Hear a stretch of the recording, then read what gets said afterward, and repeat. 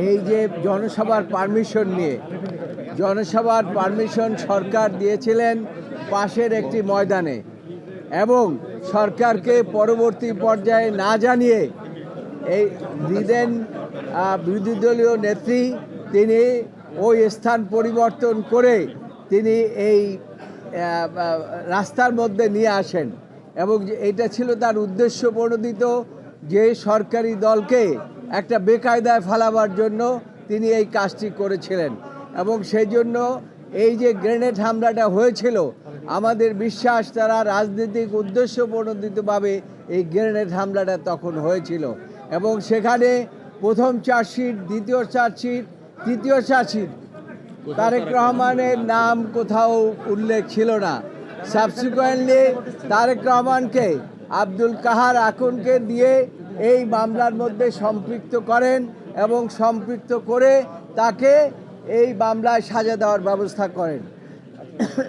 আদালত সমস্ত সাক্ষী প্রমাণ বিশ্লেষণ করেছে, যদিও এখানে সব আলাপ আলোচনা করেছে, এবং সাক্ষী প্রমাণ বিশ্লেষণ করে দেখেছে যে সাক্ষীর উদ্দেশ্যে, যে চার্জশিটের উদ্দেশ্যে তাদেরকে সাজা দেওয়া হয়েছে, এমনকি মৃত্যুদণ্ড দেওয়া হয়েছে, এই মৃত্যুদণ্ড টিকতে পারে না।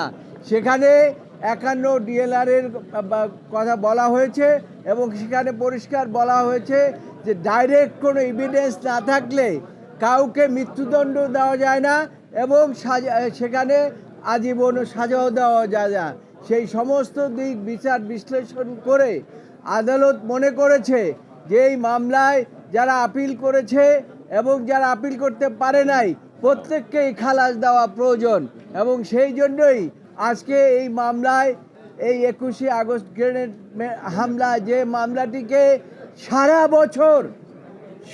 বছর আওয়ামী লীগ সরকার এটাকে ব্যবহার করেছে রাজনৈতিক উদ্দেশ্য প্রণোদিতভাবে। তারা চেয়েছিল যে তারেক রহমানকে এই মামলা দিয়ে চিরজীবন তাকে বাইরে রাখবেন, এমনকি তাকে মৃত্যুদণ্ড দিতে চেয়েছিলেন, কিন্তু আদালত এরকম কোনো এভিডেন্স পায় নাই যে তারেক রহমানকে মৃত্যুদণ্ড দেবেন।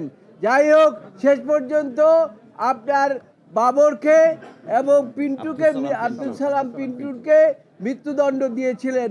আজকে এই জাজমেন্টের মাধ্যমে তাদের সেই মৃত্যুদণ্ড থাকলো না, এবং যারা যাবজ্জীবন 19 জনের মৃত্যুদণ্ড, এবং সকলকে আদালত মনে করেছে, আদালত বলেছে যে আমি এভিডেন্সগুলো সব পর্যালোচনা করেছি, আমি এখানে উল্লেখ করলাম না, কিন্তু এগুলো জাজমেন্টের মধ্যে আপনারা পাবেন, এবং সমস্ত কিছু বিচার বিশ্লেষণ করে আজকে সকলকে বেকসুর খালাস দিয়েছে।